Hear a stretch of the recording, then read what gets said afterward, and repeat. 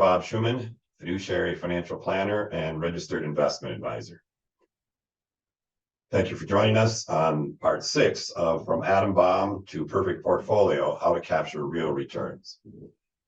Now, why is it that I can tell you that the expected returns on stocks are about 10%? But then after I tell you that, I always have to say, but past performance is no guarantee of future results. In fact, that's on all the literature that you see from our industry whenever you're talking about performance. Past performance is no guarantee of future results. Why do we have to do that? The answer is randomness.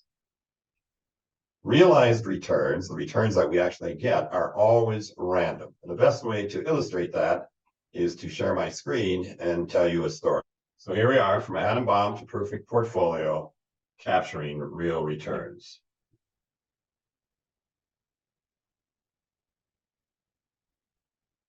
In 1827, a Scottish botanist by the name of Robert Brown put some pollen particles on a slide to look at under his microscope. And he put them in a little drop of water. And when he looked at them under the microscope, what he saw is what you see on the left there. He saw it looked like millions of little pollen, as if they were living organisms with a life of their own, moving all over the place. He was the first to record what we now know as Brownian motion. And for the next 80 years, scientists learned about Brownian motion and had different theories as to what caused it. In 1905, Albert Einstein wrote one of 4 papers, any one of which could have won him the Nobel Prize. And one of them was on Brownian motion. He said that what's moving all those pollen is little atoms of water, little invisible atoms.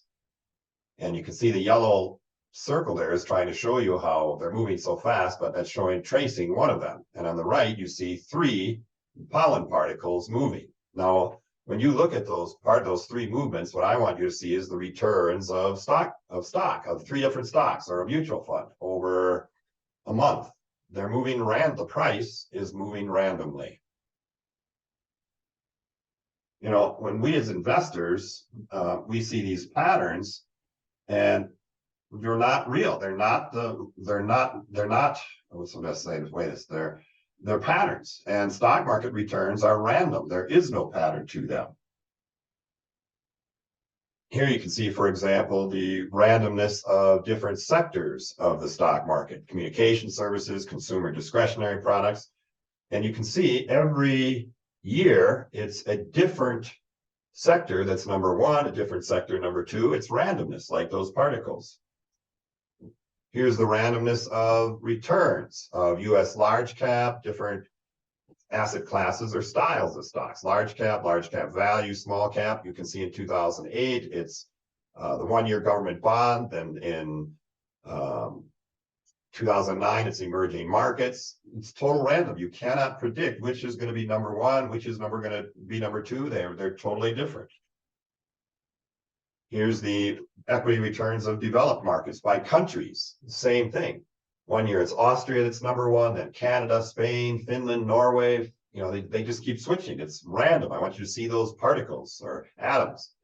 Think of stocks as being atoms, and yet people are always trying to predict them. They see patterns, but there are no patterns because it's randomness. That's why we have to say past performance is no guarantee of future results, because realized returns are always random. Here is emerging markets, different countries there. You can see Colombia, Thailand, Peru. They're always randomly changing places. So to capture real returns, the question is, are you going to try to predict them, or do you plan for them? Last time we talked about systemic risk. Systemic risk is the risk that rewards. It's the risk that can't be diversified. It can be, you can see, it's in the system. So like COVID is an example of systemic risk, or the nuclear reactor going off or leaking in Japan after a storm. Those are all things that happen randomly. We call them black swans. They're unpredictable. Well, those are the actual things for which you get high returns. All the other risks, business risks, picking a stock like Apple or something like that, the risk to individual stocks and businesses can be diversified away. There is no reward for it. We call it uncompensated risk. The risk that rewards is systemic risk. It's the random risk that can't be seen because it's, as Burton Malkiel, professor, wrote in all-time bestseller, A Random Walk Down Wall Street. So we've just finished now phase one, the quantum map, and we learned how to measure risk, and then we gave a demo of how to control risk. You can still, those videos are all up on our YouTube site.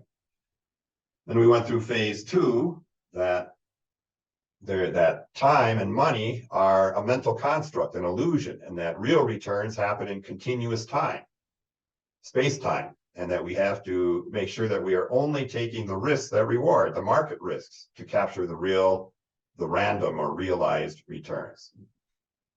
So next week, we're going to begin phase three, where we're going to go in deeper into some of these different issues about the stock market and how you build a perfect portfolio by understanding the problem of patternicity, the power of prices, and then apply that by what we call tuning out the noise.